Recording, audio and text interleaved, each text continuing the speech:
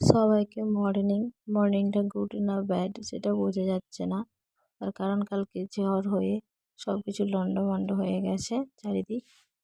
আমাদের উঠোনটাতেও দেখলাম গাছপালা সব ঝুঁকে পড়েছে, কিছু গাছ ভেঙেও পড়েছে।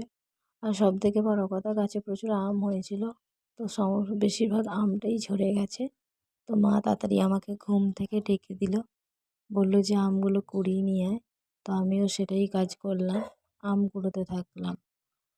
আর তোমাদেরকে দেখাবো বলে একটা ভিডিও বানাতে শুরু করলাম।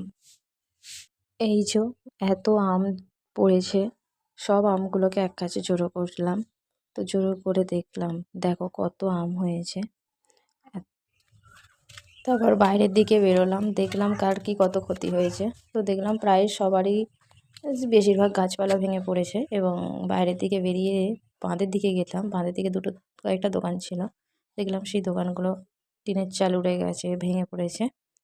ঝড়েতে যেমন সব লণ্ডভণ্ড হয়ে যায়, ঠিক তারপরেই আবার সব নতুন করে গোছানো শুরু হয়। সেই প্রস্তুতি এখন চলছে। এইভাবেই শুরু করছিলাম আজকের সকালটা। চলো টাটা, আবার দেখা হবে পরের ভিডিওতে।